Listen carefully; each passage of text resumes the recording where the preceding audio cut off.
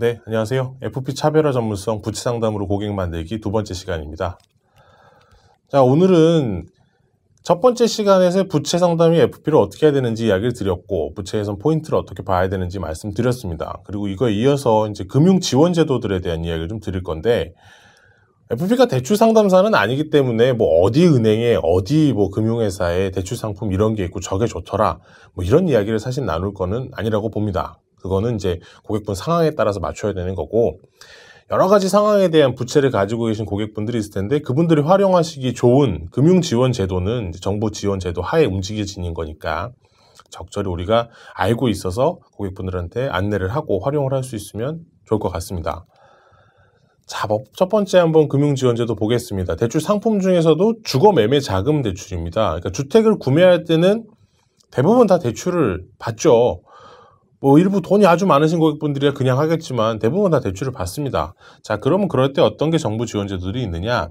첫 번째 가장 많이들 아시는 게 이제 디딤돌 대출, 내 집 마련 디딤돌 대출이라는 이름으로 좀 변경이 됐는데, 정부 지원 제도들에서는 대상에 대한 제한이 있습니다. 그래서 대상 파악을 잘 하셔야 되는데, 디딤돌 대출은 부부 합산 소득 6천만 원이고요. 생애 최초로 주택을 구매하는 경우는 7천만 원이다 라고 이해하시면 됩니다. 그리고 대출 자금 용도는 할 때 국민주택 규모라고 하죠. 85제곱미터 이하, 전용 면적이 85제곱미터 이하인 주택이어야 하고 5억 원 이하의 가격이어야만 구매 가능합니다. 5억 원이라고 하는 부분 자체가 좀 걸릴 텐데 5억 원이라고 하면 공시가 아니고 정말 거래 가격입니다. 그래서 거래가기 때문에 그거 명시해 주시면 될 것 같고, 대출 한도는 2억 원, 이율은 2.25%에서 3% 정도 됩니다.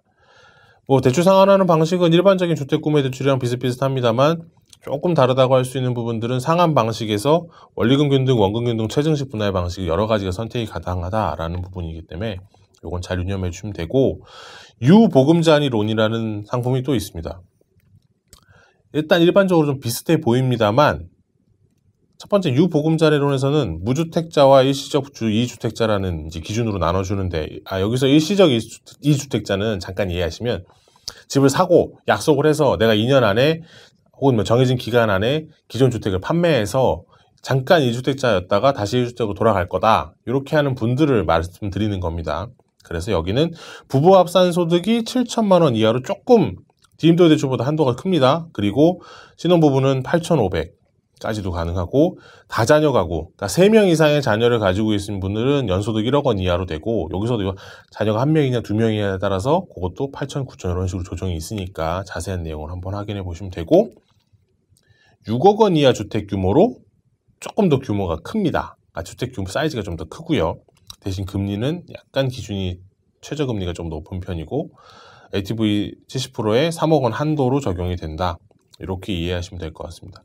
그리고 얘는 이제 비거치이기 때문에 무조건 시작할 때부터 상환 방식인 원리금 균등, 원금 균등 이런 걸 선택하셔서 해야 되는 거고, 그리고 적격대출, 그러니까 일반적으로 주택담보대출 은행에 가서 받겠습니다라고 하면 그게 적격대출입니다. 적격대출이라고 보시면 되는데, 무주택자 또는 일시적 2주택자만 지금 해당이 되고, 9억 원 이하 주택 구매 시에만 대출이 가능하다.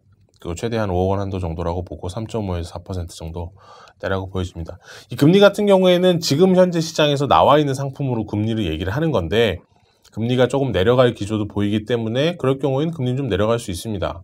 실제로 고정금리 상품, 대출 상품 같은 경우에는 지난번에 비해서 조금 금리가 내려온 상태이기 때문에 어떤 사람들은 지금이 대출받을 적기다라는 얘기도 하는데, 그건 고객의 FP 여러분 유념하셔야 될 게, 자 지금 대출받을 적기입니다라고 했을 때 고객한테 대출 받으라고 얘기하시면 안 되는 거죠. 재무설계에 맞춰서 생애주기에 맞게 지금 집이 필요하시다면 하겠지만, 그런 거 다시 한번 이야기 드리고요. 자, 주택매매자금 대출 또 다른 게 있습니다. 요거는 조금 특이하죠. 수익공유형 모기지 혹은 손익공유형 모기지라는 상품이 있습니다. 둘이 다 내용은 똑같습니다. 마지막 센텐스만 다른데 뭔 똑같냐? 앞에 말씀드렸던 디딤돌 대출처럼 부부소득 6천만 원 이하, 생애초추는 7천만 원 이하로 잡혀져 있고요. 전용 면적은 대신 얘는 6억 원 이하입니다. 85제곱 이하 6억 원 이하 아파트이고, 자, 부부 연소득의 4.5배 이하, 그러니까 아까 말씀드린 것처럼 2억 원 이하, 3억 원 이하가 아니라 부부 합산 6천만 원 벌면 4.5배니까 한 2억 8천 정도 넘겠네요. 그 정도 이하다라고 보면 될 것 같습니다. 대출 방식은 20년 동안 대출 기간을 무조건 설정합니다. 자, 1년 거치냐 3년 거치냐 이런 것만 수익공이냐 손익공유 이걸 선택이 가능하고, 수익공유형은 원리금 균등 상한이고 손익공유형은 만기 일시형 상한이다. 요 차이가 있다라는 거. 요거 하나 다르고, 자, 또 뭐가 다르냐? 주택을 대출을 받아서 구매를 했습니다. 손익공유형, 순익공유형 모기지 상품을 통해서 대출을 받아 주택을 구매하고 3년이 지난 다음에 내가 팔거나, 혹은 대출이 만기가 나중에 20년 지나 되거나, 혹은 내가 중도에 상환을 해서 그 대출 상품을 이제 정리를 한다라고 하면 어떻게 되느냐? 수익공유형은 매각할 때 이익 중에 기금의 비율만큼을 기속시킵니다. 자, 무슨 얘기냐? 제가 5억짜리 집을 샀습니다. 자, 근데 2억을 기금에서 대출을 받았어요. 그러면 집의 비율은 40%가 기금이 갖고 있는 거죠. 근데 그 5억짜리 집이 제가 5년 지나는데 아주 부동산이 잘 올라서 10억이 됐습니다. 그러면 수익률이 15억이 발생을 한 거죠. 그럼 그 5억의 이익 중에 이때 내가 매각을 하거나 대출을 갚아버리면 5억의 이거 이익 중에 2억, 40%인 2억을 기금에 기소를 시켜야 됩니다. 요게 제일 다르다라고 보시면 되고, 손익공유형은 3년 후 매각 중고 똑같습니다. 근데 손해랑 이익 중에 기금의 비율만큼 기소. 아까 말씀드린 것처럼 5억짜리 아파트가 10억이 되면야 뭐 올랐으니까 2억 주는 게 배 아픈 상황 생길 수 있는데, 근데 5억짜리 아파트가 4억 떨어졌을 때는 여기서는 기금에다 귀속되는 거 없죠. 근데 손익공유형 모기지는 손해도 귀속이 됩니다. 그러니까 쉽게 말해서 내가 대출을 아까 5억에 2억 받은 그대로였는데 그 아파트가 덜커덕 3억으로 떨어졌다. 그러면 40%만 대출에 대한 그 기금 기록이기 때문에 2억이 떨어졌으니까 40%인 2억의 40%인 얼마죠? 8천만 원이죠. 8천만 원이 얘네한테 귀속이 됩니다. 그러니까 나만 손해보는 게 아니라 기금도 같이 손해보는 형태다. 이런 특수한 형태다 이해하시면 될 것 같고요. 자, 집을 사는 게 아니라 내가 전월세로 집을 사는 경우에도 주거안정 월세대출이라는 제도도 있습니다. 자, 부부합산 5천만 원 이하. 주거급여라는 대상에 대한 항목이에요. 주거급여 대상 항목은 이제 다른 제도니까 그건 따로 보시면 될 것 같고, 이 경우에 뭐 우대형이랑 분류됩니다만 어쨌든, 자, 대출자금 용도는 보증금 1억이나 월세 60만 원 이하인 주택에 사는 부분에 대해서 월세자금 대출을 해주고, 대출 한도는 매월 40만 원씩 2년간 최대 960만 원까지 대출해줍니다. 2.5%고 앞에 말하는 취업준비생이나 근로장사정 등등등등등등일 경우에는 우대형으로 대출받아서 1.5% 받으실 수 있습니다. 대출 기간은 2년이고요. 최대 4회 연장해서 최장 10년까지 유지할 수 있고 만기에 갚으시면 됩니다. 그리고 요거는 나중에 주거안정 월세대출을 주거안정 전세자금 대출로 전환하실 때 메리트가 있고 또 그렇게 하실 수 있는 상품이기 때문에, 정말 사회초년생이 지방에서 뭐 직장생활 하려고 나와 있는 사회초년생 혹은 이제 막 결혼해서 신혼부부인 경우에도 이런 자금들을 활용하면 좋다 말씀드리고요. 버팀목 전세자금 대출 같은 경우는 대상 자체는 임대보증금은 2억 원 이하입니다. 근데 수도권은 3억 원입니다. 수도권 3억 원 이하고 국민주택 규모 이하이고 임차보증금 5% 이상 넣어서 계약은 해야 되고, 그리고 중요한 건 5천만 원 이하, 부부 연소득 합산 5천만 원 이하라는 부분이고, 자, 여기에 추가로 보는 부분들은 어쨌든 대출 한도가 얼마 나오는지 봐야겠죠. 기본은 8천만 원인데, 그러니까 임차보증금 2억인 경우에 8천만 원이다라는 거고요. 수도권은 3억 한도기 때문에 1억 2천까지가 한도다라고 보시면 됩니다. 그래서 2년 동안 대출이 기본 기간이고 전세니까요. 여기에 최장 10년까지 가능하다라고 이해하시면 됩니다. 자, 신혼부부 같은 경우는 똑같은 조건입니다만 부부 연합산 소득이 6천만 원으로 조금 높습니다. 이 차이가 약간 있고, 신혼부부라고 함은 혼인기간 5년 이내이거나 혹은 결혼 예정자, 결혼을 하시기로 해서 청첩장 나오고 결혼 준비가 돼 있다. 청첩장도 해당된다라는 얘기입니다. 자, 이렇게 예정자이신 경우는 대출 받으실 수 있다라고, 나머지 조건들은 똑같다. 대신 여기는 보증금이 70% 이내가 80% 이내, 이 차이가 좀 있습니다. 신혼부부가 좀 더 조건이 좋다라고 이해하시면 되고요. 자, 전세 보증 제도라는 게 전세에는 좀 같이 있습니다. 자, 이건 뭐냐면 우리가 금융기관 가서 전세대출을 받게 될 때 전세대출은 담보대출이 아닙니다, 여러분. 생각하실 때 담보대출이라고 전세를 생각하시는 분이 있는데 사실은 신용대출이라고 보시면 됩니다. 물론 은행이 전세금 들어가 있는 거에서 거기서 회수를 하기 때문에 돼 있지만 기본적으로는 신용대출이고, 그래서 신용에 대한 부분을 보강이 필요한 상황이 생길 수 있습니다. 주거에 대한 부분들은 정부에서도 주거 안정은 중요한 파트라고 봐서 금융기관 이용을 할 때 일반적으로 보증을 서주는 케이스가 있습니다. 그러니까 문제가 생기더라도 전세금 회수는 잘 할 수 있게 우리가 나라에서 보증 서줄게, 혹은 기관에서 보증 서줄게, 금융기관 걱정하지 말고 대출해주세요 하는 내용이 있고, 그런 것 중에 특수한 상품 이런 게 있습니다. 전세금 안심대출 보증. 자, 이거 뭐냐면 요새 전세금들 중에서 가끔 요새 최근에 다시 뉴스가 나왔죠. 전세 가격보다 매매 가격이 아래로 떨어지면서 전세금 회수가 안 되거나, 혹은 기존에 전세 계약했던 거에서 지금 시중에 전세 계약가가 떨어지면서 집주인들이 전세금을 안 돌려주거나, 이런 문제가 생기는 케이스가 있습니다. 그래서 전세금 반환 보증 보험을 들죠. 전세금 반환 보증 보험, 전세금 반환에 대한 보증이랑, 그리고 금융기관에다가 이걸 전세금을 다시 상환을 하는, 이거에 대한 원리금 상환에 대한 특약 보증을 같이 하는 보증 상품입니다. 이걸 두 개 한꺼번에. 그러니까 이렇게 되면은 금융기관 입장에서는 더 안전하게 되니까 대출을 해줄 거고, 우리 입장에서도 신용 보강이 좀 안 되는데 보증을 받아서 하실 수 있으니까. 그리고 특히나 이제 집주인하고 논쟁을 통해서 전세금 돌려받고 이런 거에 대한 머리 아프고 골치 아픈 일들이 좀 줄어들겠죠. 보증 한도는 전세금을 5억 원 이하고 그 외 지역은 4억 이하에, 전세 계약하시고 3개월 이내에 하셔야 됩니다. 포인트는 요거. 전세 계약하시고 3개월 이내에 해야 되는 거다라는 거 잘 알고서 고객한테 해주시면 되고, 보증료는 보증 금액이 이 정도 금액이다라고 생각하시면 될 것 같습니다. 그리고 징검다리 전세 보증이라는 게 있습니다. 자, 이거는 저소득 서민 가계에 대한 주거비 부담 경감입니다. 그래서 상대적으로 소득이 좀 적은 분들에 대한 타겟이다라고 얘기를 하는데, 보증 대상은 부부 합산소득 7천만 원 이하. 그러니까 일반적으로 우리가 만나는 고객 중에 많은 분들이 해당 안에 들어가실 겁니다. 자, 그리고 중요한 건, 아까 제가 앞 시간에 한번 이야기를 드렸었을 텐데, 제 전 강의를 보신 분들은 아시겠지만 1금융, 2금융, 3금융이 있는데 1금융 안 하고 2금융권 이용하면 다시 1금융권으로 가기 어렵다, 힘듭니다. 2금융권, 3금융권 대출을 받고 계시면 1금융은 윗금융으로 못 올라가기 때문에 하고 싶어도 힘든데, 그걸 하게 해주는 게 이 전세 보증, 징검다리 전세 보증이다. 제2금융권 전세자금 대출을 받아서 정상적으로 잘 상환하고 있으신 세대주 같은 경우는 이 전세자금 보증 특별보증 공급이 지금 한도가 남아있는 동안 신청을 하시면 전세자금을 대환할 수 있는 자금을 보증을 해줍니다. 그래서 1금융권 가서 좀 더 낮은 금리에 더 높은 신용도 올라가실 수 있는 금융상품으로 교체가 가능하니까, 이런 것도 그런 어려움을 겪고 계신 분들한테는 좋은 방법이 되겠죠. 그리고 신용자금 대출. 신용자금 대출 같은 경우에서는 뭐 햇살론, 세이망 홀씨, 징검다리론, 이름은 다 들어보셨을 겁니다.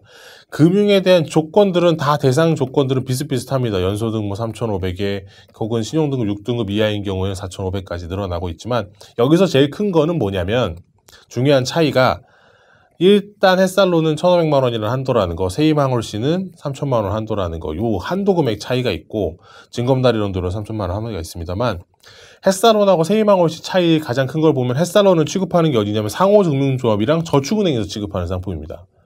그리고 세이망홀씨는 일반 은행에서 취급하는 상품이다 라고 보시면 되고, 상환하는 방식도 약간 차이가 있지만 요게 가장 큰 차이다라고 보시면 되고요. 그래서 통상 받으시는 거에서 자금을 받는 경우에는 저는 먼저 트라이하는 건 세이망홀씨를 먼저 찾아보라고 말씀을 통상 드립니다. 이걸 해보고, 그리고 햇살론도 필요한 경우에는 자금 형태로 운영하시는 거고. 자, 징검다리론 같은 경우는 뭐냐면, 미소금융, 햇살론, 바꿔드림론, 세이망홀씨 같은 걸 2년 이상 거래를 하고 해당 대출 75%는 상환을 하면, 그리고 신용등급 잘 갚았으니까 5등급 이상 올라왔다, 그러면 그동안 갚아가는 과정에선 이제 세이망홀씨나 이런 게 정리가 안 되니까 다시 대출이 안 나오잖아요. 대출 받기 힘들 때 징검다리론 활용하시면 다시 3,000만 원 정도 한도로 연 9% 이내 대출을 받으실 수 있습니다.